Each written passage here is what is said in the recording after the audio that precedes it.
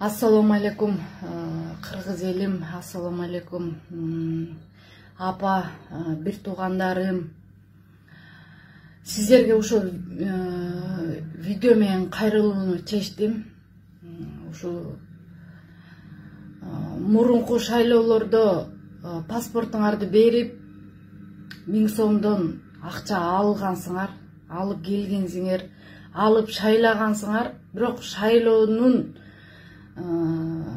результатын көрдүңүздөрбү? Мына ошол эле жашообуз эч качан алдыга жылган жок.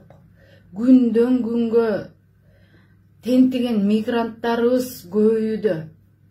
Уул кыздарыңыздар тентип талаалап жүрөт. Балдарыңыздар колун кесип, колун күйгүзүп, ач калып, ток калып, мына талада жүрөт. Келгиле, биз дагы Кыргызстанда жаркын жашоодо жашайлычы. Добушуңуздарды сатпаңыздар, суранабыз. Сатылбагыла, сатпагыла, паспортуңарды бербегиле.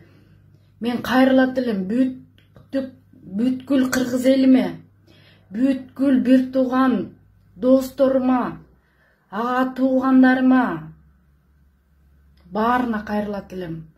Келиңиздер, уул кыздарыбыздын, неберелериңиздердин келечек үчүн добушуңарды сатпагыла, акча албагыла, суранам. Асфальтыңарды оңдосо, суу чыгарып берсе шайлабагыла. Кыргызстан канткенде өнүгөбүз, асфальт менен өнүгүп калбайбыз. Суу чыгарып берсе өнүгүп калбайсыңар. Мына кыргыз элин тентитпей, экономикабызды көтөрүп, Кыргызстанга завод фабрикаларды куруп, мигранттарды кайра кантип биз уул кыздарыбыз канткенде Кыргызстанда иштейт деген суроону бергиле. Суранабыз. Сатылбагыла, сатпагыла. Бардык бир туугандарга кайрылам.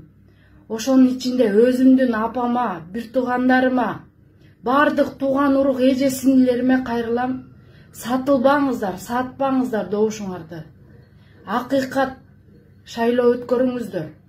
Бул шайлоо бийликтин күчү менен, акчанын күчү менен, акылдын күчү менен келет. Акчаны, амалкөйдү тандабай, акылдууну тандагыла, суранам силерден.